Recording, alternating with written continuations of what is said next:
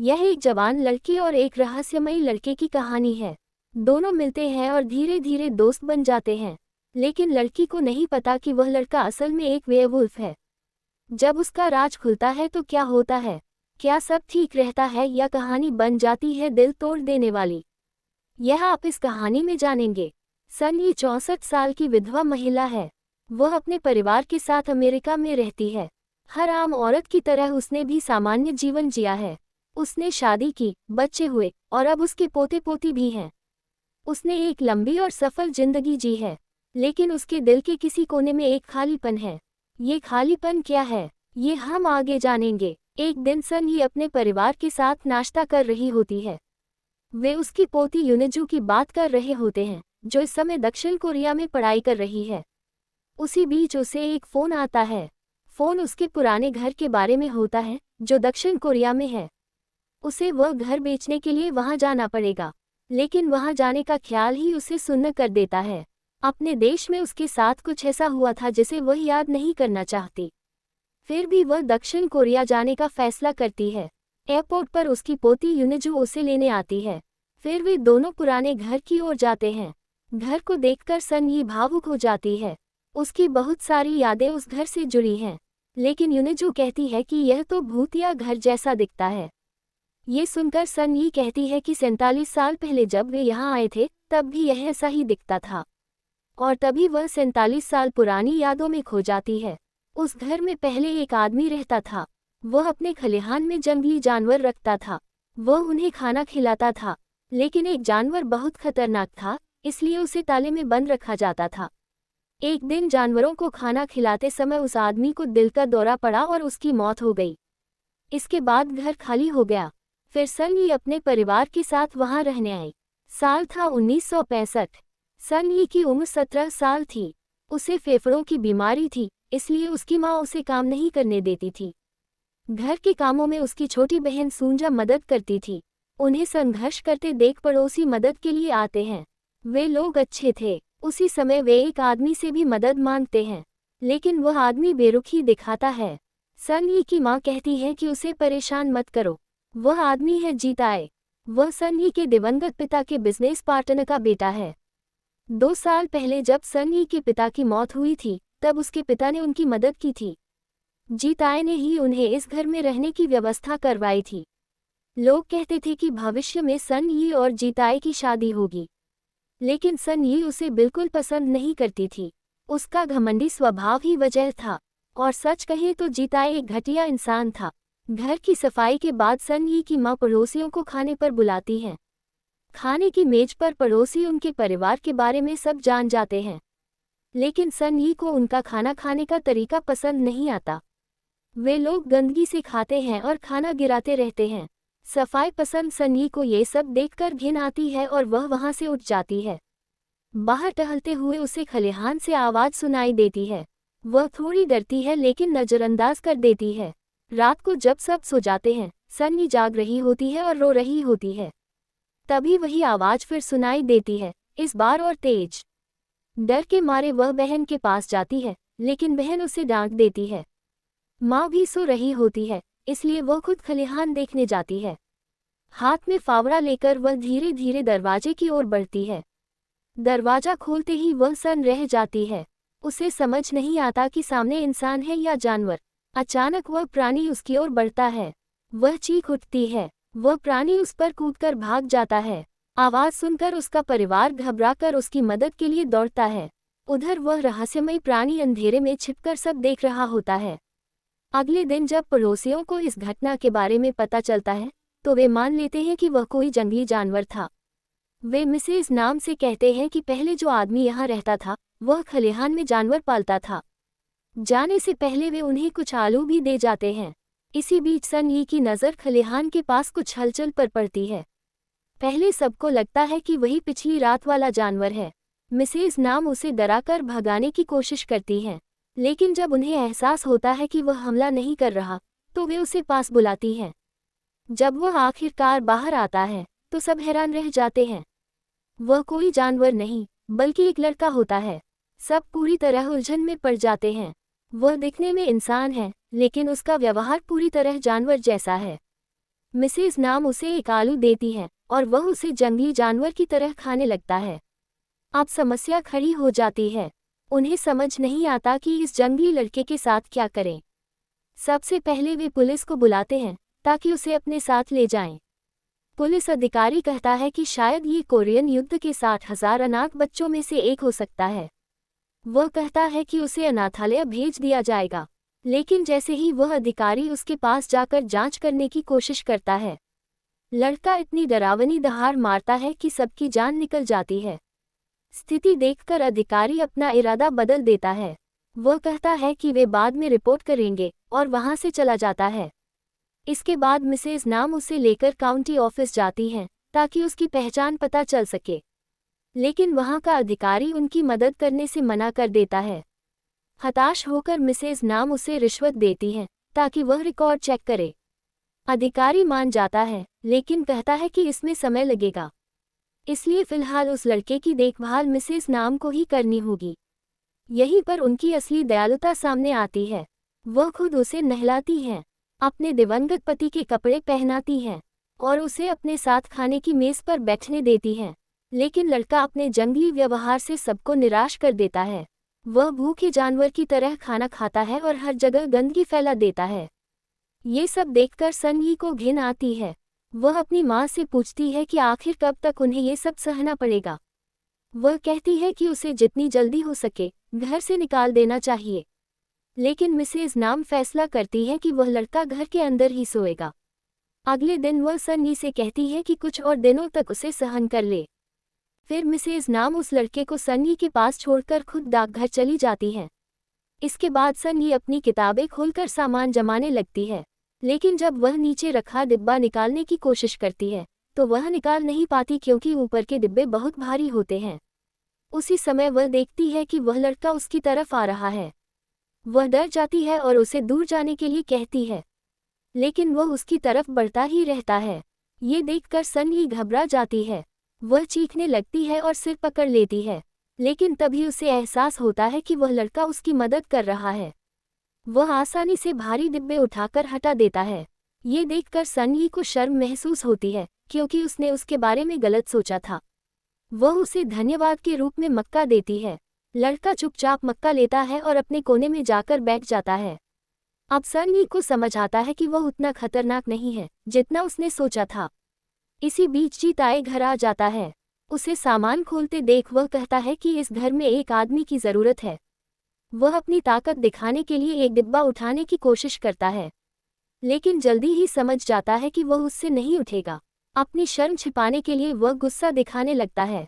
उसकी बेकार बातों से परेशान होकर सन यी उसे जाने के लिए कहती है क्योंकि उसे पढ़ाई करनी है, लेकिन जी ताए कहता है कि उसे पढ़ने की ज़रूरत नहीं है, उसे सिर्फ उसके लिए खाना बनाना सीखना चाहिए। वह उसका हाथ पकड़ लेता है और बदतमीजी करने की कोशिश करता है। वह ज़बरदस्ती उसका हाथ चूमने की कोशिश करता है। तभी अचानक वह लड़का उसका हाथ कसकर पकड़ लेता है और उसे सन यी से दूर धक्का दे देता है। ये देखकर जी ताए उससे लड़ने की कोशिश करता है, लेकिन जैसे ही वह उसकी डरावनी गुर्राहट सुनता है, वह फिलहाल लड़ाई टाल देता है और वह लड़का फिर से अपने स्थान पर लौट जाता है। इस घटना के बाद सन यी की सोच बदलने लगती है। अब वह उसे बाकी सब की तरह अपनाना चाहती है, लेकिन उसकी खाने की बुरी आदतें अभी भी समस्या हैं।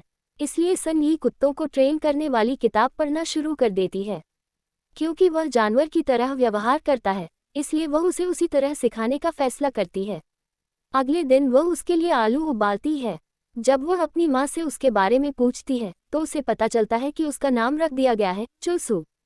उसे ये भी पता चलता है कि चुलसू बच्चों के साथ मैदान में गया है। वह वहां जाती है और उसे ट्रेन करने की कोशिश करती है। वह उसे एक आलू देती है और कहती है कि जब तक वह इजाज़त न दे तब तक इंतज़ार करे, लेकिन चुलसू तुरंत आलू खा लेता है। वह फिर कोशिश करती है, लेकिन इस बार वह खाने के लिए उससे झगड़ने लगता है। संघर्ष के दौरान वह गलती से उसके हाथ को काट लेता है। उसके हाथ से खून निकलता देख चुलसू डर जाता है। वह खुद को काबू में रखने का फैसला करता है। मौके का फ़ायदा उठाकर सन यी उसे अपनी बात मानना सिखाती है। बाद में दोपहर के खाने के समय सब अपने खाने को लेकर डरते हैं। तब सन यी सबको दिखाती है कि अब वह उस पर काबू पा चुकी है। सब हैरान रह जाते हैं जब देखते हैं कि चुलसू सिर्फ उसी समय खाना खाता है जब सन्नी उसे कहती है। वह उसके सिर पर प्यार से हाथ भी फेरती है, जैसे किसी पालतू जानवर को सहलाया जाता है। इसके बाद सन्नी धीरे धीरे उसे हर चीज सिखाने लगती है। वह उसे दांत साफ करना सिखाती है, बिस्तर ठीक करना सिखाती है, जूते के फीते बांधना भी सिखाती है। इनाम के तौर पर वह उसके सिर पर प्यार से हाथ फेरती है। चुलसू को यह अच्छा लगने लगता है। अब वह खुद भी सिर पर हाथ फेरने के लिए पास आने लगता है। धीरे धीरे चुलसू परिवार का हिस्सा बन जाता है। एक दिन वे उसे बाजार लेकर जाते हैं। वहां वे कुछ खाने के लिए रुकते हैं। उसी दौरान चुलसू देखता है कि कुछ मजदूर भारी लोहे की चीजें ऊपर उठा रहे हैं। अचानक एक लोहे का टुकड़ा उनके पास गिरता है। सब लोग डर जाते हैं। उसी समय दूसरा भारी लोहे का टुकड़ा सन्नी और उसकी बहन के ऊपर गिरने वाला होता है। बिना एक पल गवाए चुलसू दोनों को पकड़कर अपने शरीर से ढक लेता है। नतीजा ये होता है कि वह भारी लोहे का टुकड़ा सीधे उसके कंधे पर गिरता है। पहले तो सबको उसकी चिंता होती है, लेकिन अगले ही पल उनकी चिंता हैरानी में बदल जाती है। वे देखते हैं कि चुलसू बिल्कुल सीधा खड़ा है, जैसे कुछ हुआ ही नहीं। पूरा बाजार ये देखकर दंग रह जाता है। सबको समझ आ जाता है कि उसमें कुछ तो अलग है। अब बहुत कुछ बदल चुका था। सब लोग चुलसू को अपना चुके थे। अब तो सन्नी भी उसके साथ खेलना चाहती थी, लेकिन चुलसू को बच्चों के साथ खेलना ज्यादा पसंद था। हर दिन वे मैदान में साथ खेलते थे। शाम को उनकी माँ उनके लिए खाना बनाती और उन्हें घर बुला लेती। धीरे धीरे चुलसू उनकी भाषा भी सीखने लगा था। इसी बीच एक रात जीताए लापरवाही से गाड़ी चला रहा होता है। वह गुस्से में होता है क्योंकि इतना अमीर होने के बावजूद सन्नी उसे नजरअंदाज करती है। वह अपना गुस्सा अपनी गर्लफ्रेंड पर निकालता है। अचानक उसकी गाड़ी बकरियों के बाड़े में घुस जाती है, जिससे एक बकरी की मौत हो जाती है। संयोग से उस समय चुलसू वहीं मौजूद होता है। लड़की जीताए से कहती है कि यह उसके मकान मालिक का घर है। ये सुनते ही जीताए तुरंत वहां से भाग जाता है। थोड़ी देर बाद मकान मालिक वहां पहुंचता है। वह चुलसू को मरी हुई बकरी के पास खड़ा देखता है। चुलसू बकरी को छोड़कर चुपचाप घर लौट जाता है, लेकिन मकान मालिक को यकीन नहीं होता कि बकरी को किसने मारा। अगली सुबह चुलसू अपने छोटे से पौधे को पानी देने जाता है। वह पौधा उसे एक बच्चे ने दिया था। उसी समय सन्नी उसे आवाज देती है। आजकल सन्नी को उसके साथ समय बिताना अच्छा लगने लगा था। वह उसे अपने साथ ले जाती है और उसे बोलना और लिखना सिखाने की कोशिश करती है, लेकिन चुलसू लगातार उसे ही देखता रहता है, जिससे सन्नी के दिल में अजीब सी हलचल होने लगती है। तभी उसकी नज़र पड़ती है कि चुलसू उसकी गिटार को देख रहा है। उसे खुश करने के लिए वह गिटार बजाती है और उसके लिए गाना गाती है। खुश होकर चुलसू प्यार से उसके सिर पर हाथ फेरता है, और एक बार फिर सन्नी को उनके इस करीब आने पर अजीब सा एहसास होता है। उसी समय फ़ोन की घंटी बजती है।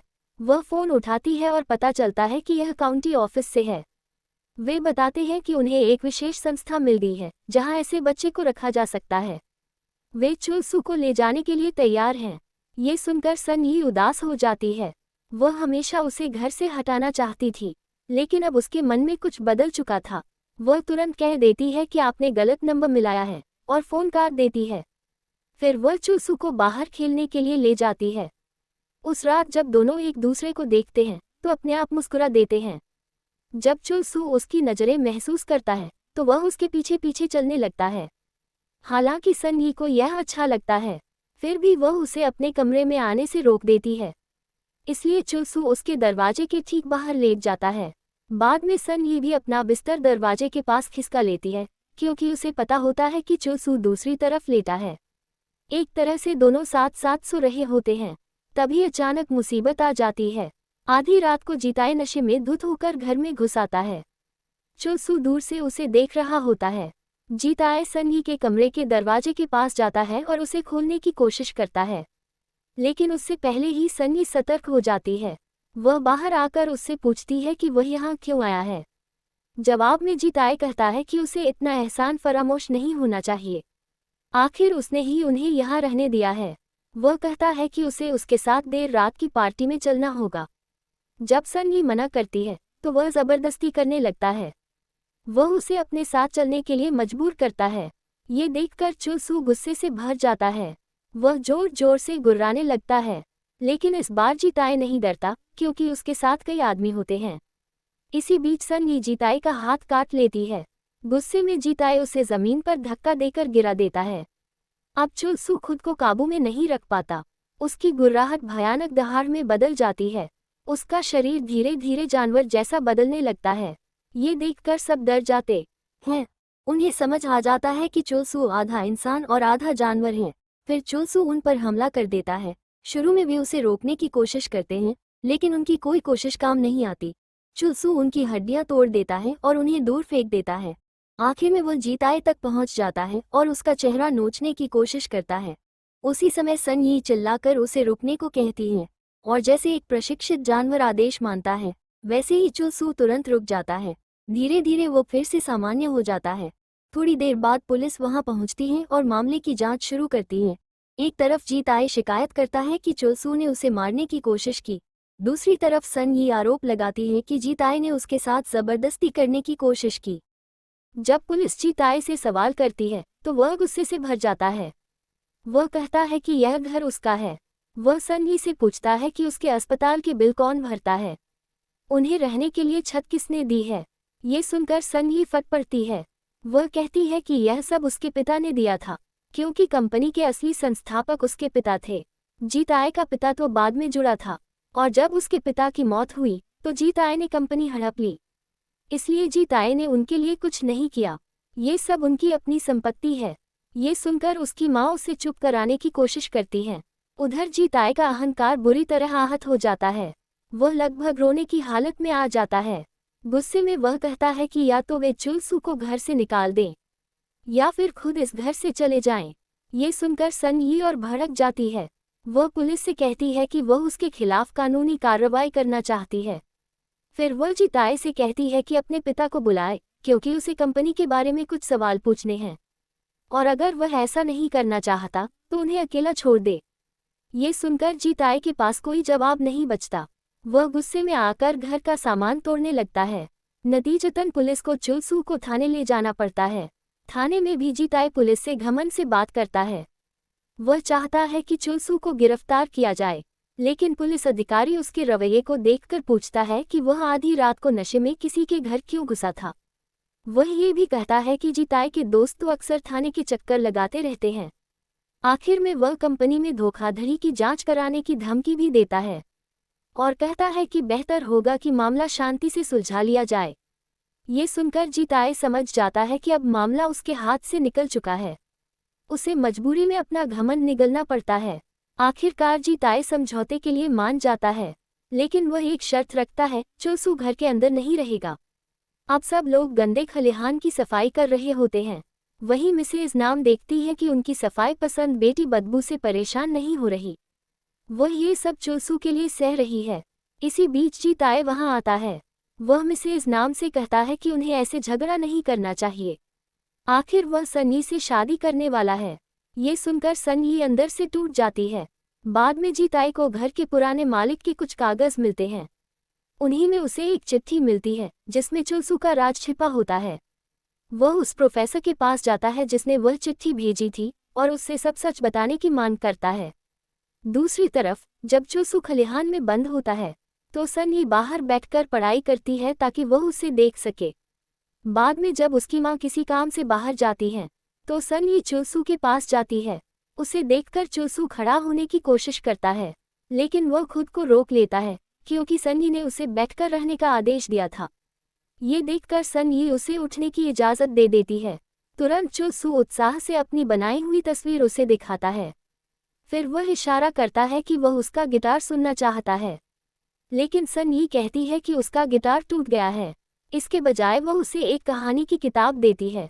वह कहती है कि वह उसे कहानी पढ़कर नहीं सुनाएगी, उसे खुद पढ़ना और लिखना सीखना होगा ताकि वह उसे कहानी सुना सके। यह उसका आदेश है। बदले में अगले सर्दियों में वे साथ मिलकर स्नोमैन बनाएंगे और स्नोबॉल खेलेंगे। दोनों एक दूसरे से वादा करते हैं। सन यी उससे एक और वादा लेती है कि वह अब किसी को नुकसान नहीं पहुंचाएगा। फिर दोनों साथ खेलने लगते हैं, लेकिन तभी अचानक सन यी की तबीयत बिगड़ जाती है। उसके फेफड़े जवाब देने लगते हैं और वह बेहोश होकर गिर पड़ती है। ये सब देखकर चुलसू घबरा जाता है। वह सन यी को अपने कंधे पर उठाता है और मदद ढूंढने निकल पड़ता है। वह पहले उनके घर जाता है, फिर पड़ोसी के घर जाता है, लेकिन दुर्भाग्य से सभी लोग काम पर गए होते हैं। अब उसे समझ नहीं आता कि क्या करे। वह और ज्यादा घबरा जाता है। आखिरकार वह फैसला करता है कि वह उसे अपने घर ले जाएगा जंगल में। उधर रात होते होते सब लोग सन यी को ढूंढने निकल पड़ते हैं। जीताए और पुलिस भी उनके साथ होते हैं। जीताए चुलसू पर इल्जाम लगाता है। वह कहता है कि चुलसू उसे खाने के लिए ले गया है। आखिरकार उन्हें सन यी मिल जाती है, लेकिन हालात अचानक बेकाबू हो जाते हैं क्योंकि सन यी बेहोश मिली थी। सबको लगता है कि चुलसू उसे खाने वाला था। पुलिस उसे गोली मारने का फैसला कर लेती है, लेकिन तभी सूंजा उन्हें रोक देती है।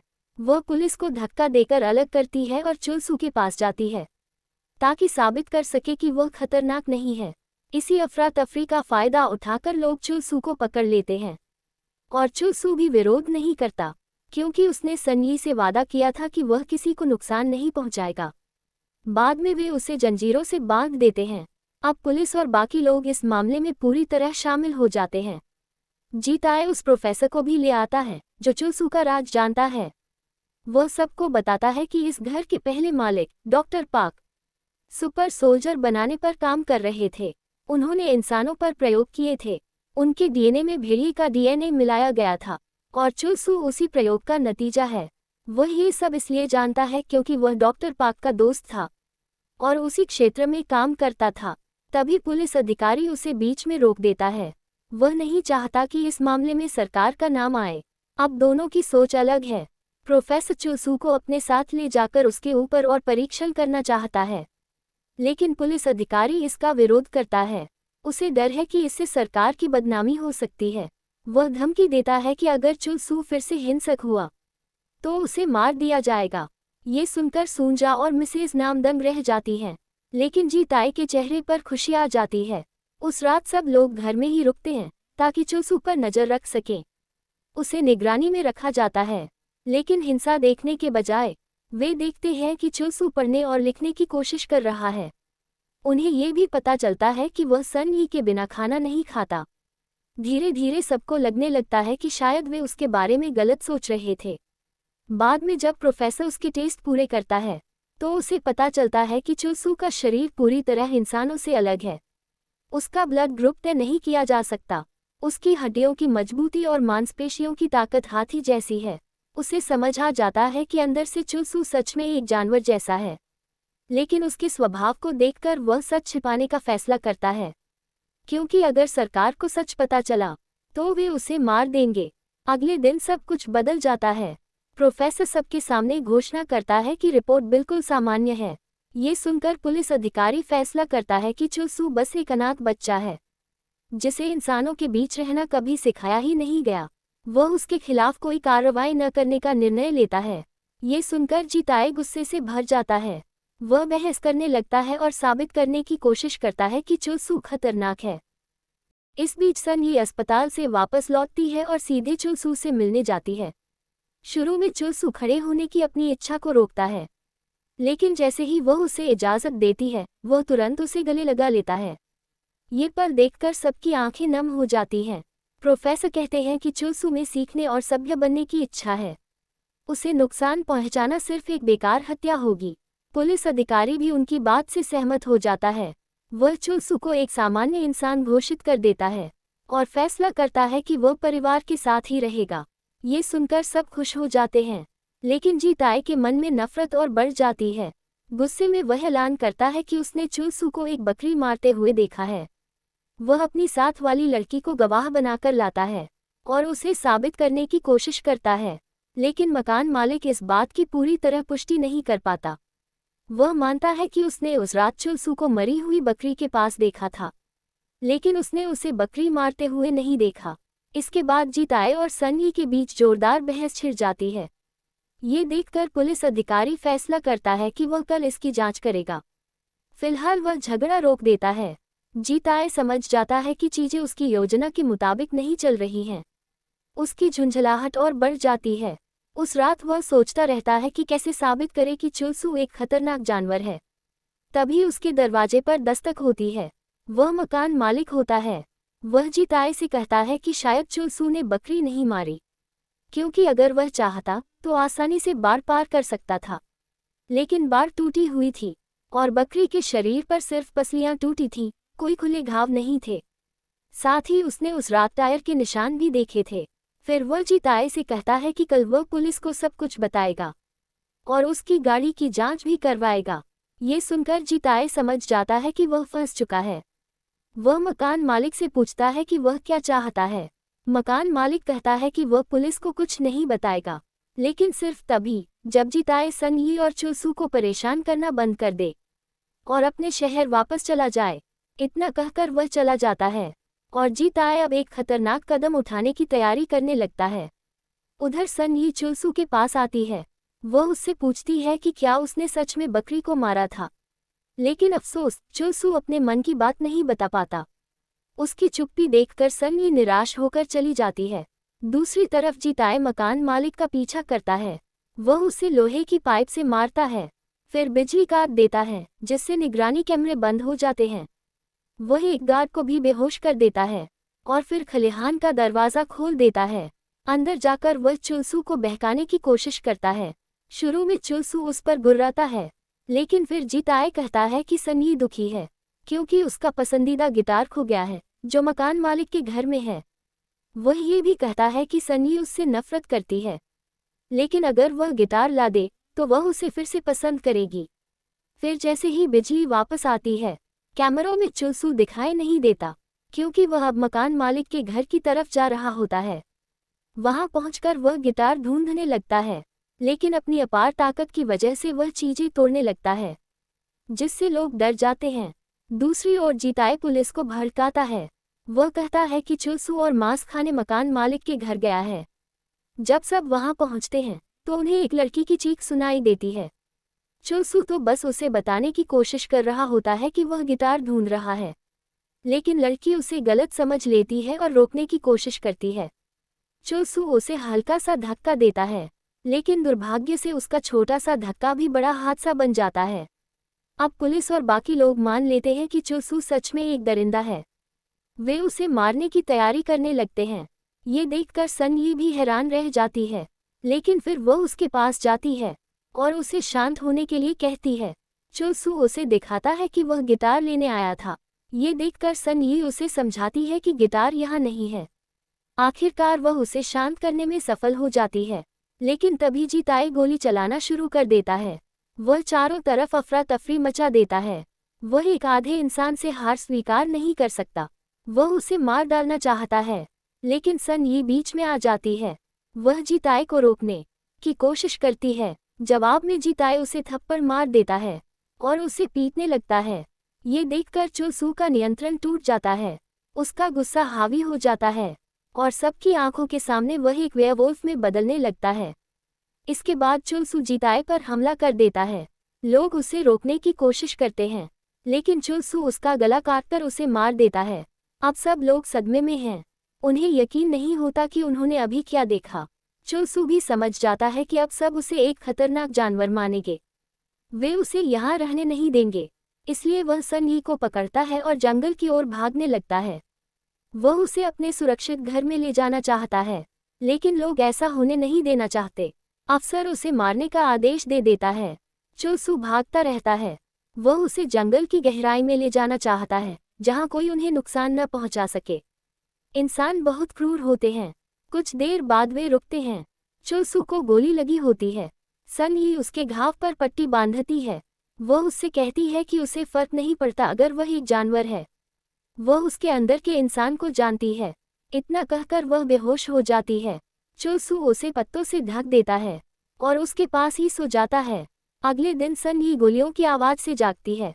उसे बहुत सारी गोलियों की आवाज़ और पुलिस वालों की चीखें सुनाई देती हैं। वह समझ जाती है कि पुलिस चुलसू के पीछे आ रही है और चाहे कुछ भी हो वे आखिरकार उसे मार देंगे। जब चुलसू उसके पास आता है तो वह उसे जाने के लिए कहती है। शुरू में चुलसू उसकी बात नहीं मानता। वह उसकी ओर बढ़ता रहता है। वह खेलना चाहता है। ये देखकर सन्ही उस पर चिल्लाती है। चुलसू चाहता है कि वह उसके सिर पर हाथ फेरे, लेकिन वह उसे थप्पड़ मार देती है। वह कहती है कि वह उसका चेहरा फिर कभी नहीं देखना चाहती। चुलसू हैरान रह जाता है। तभी वह पहली बार बोलता है। वह उससे विनती करता है कि वह उसे छोड़कर न जाए। सन ये समझ जाती है कि उसकी ट्रेनिंग काम कर गई है। चुल सू इंसान बन रहा है, लेकिन वह मजबूर है। उससे दूर जाना उसका दिल तोड़ रहा है, लेकिन उसे बचाने के लिए उसे कठोर बनना ही होगा। वह और जोर से चिल्लाती है, उसे गुस्से में आदेश देती है कि वह उसका पीछा न करे और उस पर पत्थर फेंक देती है। इसके बाद वह वहां से चली जाती है। चुल सू भी अंदर से टूट जाता है। उसे लगता है कि उसे छोड़ दिया गया है, लेकिन वह समझ जाता है कि यह उसका आखिरी आदेश था और उसे हर हाल में मानना होगा, चाहे कितना भी दर्द क्यों न हो। आखिरकार पुलिस सन यी को ढूंढ लेती है। अफसर बार बार उससे चुल सू के बारे में पूछता है, लेकिन वह कुछ नहीं बताती। आखिरकार उन्हें तलाश बंद करनी पड़ती है। वे जंगल छोड़ देते हैं और यह आखिरी बार होता है जब सन यी और चुल सू एक दूसरे को देखते हैं। बाद में सन यी की मां शहर छोड़ने का फैसला करती है। सन यी भी मान जाती है, लेकिन जाने से पहले वह आखिरी बार खलिहान में जाती है। वह वहां कुछ समय बिताती है और चुल सू के लिए एक चिट्ठी छोड़ जाती है। फिर वे हमेशा के लिए वह घर छोड़ देते हैं। ये वही याद है जो सन यी 47 साल पहले छोड़ गई थी और अब वह इस घर को बेचने आए हैं। बंद पड़े खलिहान के सामने खड़ी होकर वह पुरानी यादों में खो जाती है। अपनी यादों को जीने के लिए वह काउंटी ऑफिसर से कहती है कि उसे आज की रात यहाँ रुकने दिया जाए। उस रात वे घर में रुकते हैं, लेकिन सन यी को बिल्कुल नींद नहीं आती। किसी कारण उसका दिल बेचैन है। उसे लगता है कि कुछ होने वाला है। तभी उसे आवाज सुनाई देती है, जैसे कोई घर के बाहर दौड़ रहा हो। उसे लगता है कोई उसे बाहर बुला रहा है। वह तुरंत बाहर दौड़ती है। जब वह खलिहान तक पहुंचती है तो दरवाज़ा खुला पाती है। वह हैरान रह जाती है, लेकिन अंदर कदम रखते ही और भी चौंक जाती है। खलिहान अब गंदा नहीं रहा, किसी ने उसे पौधों से सजाया हुआ है। फिर उसकी नज़र अंदर वाले कमरे पर पड़ती है, जहां एक सुंदर रोशनी जल रही है। उसे एहसास होता है कि यहाँ कोई रहता है। उसका दिल तेजी से धड़कने लगता है। उसे एक ऐसी बात पर विश्वास होने लगता है जो शायद नामुमकिन है। फिर भी वह अपने बाल ठीक करती है, खुद को संभालती है और दरवाज़ा खोलती है। दरवाज़ा खुलते ही वह स्तब्ध रह जाती है। चुल सू वहीं बैठा होता है। वह बिल्कुल नहीं बदला। वह उसे एक चिट्ठी देता है। जब वह उसे खोलती है तो उसमें लिखा होता है, इंतज़ार करो, मैं वापस आऊँगा। सन यी पहचान जाती है कि यह वही चिट्ठी है जो उसने 47 साल पहले उसके लिए छोड़ी थी। उसे एहसास होता है कि उसने अपना वादा नहीं निभाया, लेकिन चुल सू ने सब कुछ याद रखा। वह एक सभ्य इंसान बन चुका है। उसने उसका पसंदीदा गिटार भी ठीक कर दिया और वह उसके पास भी नहीं आता, क्योंकि 47 साल पहले उसने कहा था कि उसका पीछा मत करना। लेकिन सन यी अपने सारे वादे भूल चुकी थी। उसे खुद पर शर्म आती है। वह तुरंत उसके सिर पर हाथ फेरती है और उसे पास आने की इजाज़त देती है। फिर उसे कसकर गले लगा लेती है। रोते हुए उससे माफ़ी मांगती है। वह पूछती है कि उसने आगे क्यों नहीं बढ़ा। आखिर उसने तो शादी की, बच्चे हुए, अपनी जिंदगी जी ली, तो उसने अपनी पूरी जिंदगी उसका इंतजार करते हुए क्यों बर्बाद कर दी। अब तो वह एक बूढ़ी औरत है। तभी चुल सू कहता है कि वह बूढ़ी नहीं है, वह आज भी वैसी ही दिखती है जैसी पहले थी, कुछ भी नहीं बदला। सन यी समझ जाती है कि चुल सू ने सच में अपना वादा निभाया। अब वह बोल सकता है, पढ़ सकता है और लिख भी सकता है। वे फिर से एक दूसरे को गले लगा लेते हैं। ये वही पल है जिसका चुल सू ने 47 साल इंतजार किया था। बाद में चुल सू उसे कहानी की किताब पढ़कर सुनाता है। एक और वादा पूरा हो जाता है। सन यी कहानी सुनते सुनते वहीं सो जाती है। अगली सुबह जब वह उठती है तो चुल सू वहां नहीं होता। सन यी समझ जाती है कि वह सिर्फ रात में ही यहाँ रह सकता है। उसने चुपचाप ये जगह बनाई और इसे अपना घर बना लिया। वह उसके सामान को देखती है। वह जगह किसी छात्र के पढ़ाई वाले कमरे जैसी लगती है। अब सन यी जाने के लिए तैयार है। आखिर यह पहले से तय था, लेकिन वह अपनी पोती से पूछती है कि क्या उन्हें आज ही जाना जरूरी है। पोती कहती है कि यही तो योजना थी। सन यी समझ जाती है कि उसे जाना ही होगा, चाहे कुछ भी हो, उसे अपने परिवार के पास लौटना है। तब भी वह रुक नहीं सकी थी क्योंकि उसका परिवार था, और आज भी वह रुक नहीं सकती क्योंकि उसका परिवार है। रास्ते में उसे काउंटी ऑफिस से फोन आता है। वे घर के बारे में बात करना चाहते हैं, लेकिन सन यी साफ कह देती है कि वह घर नहीं बेचेगी।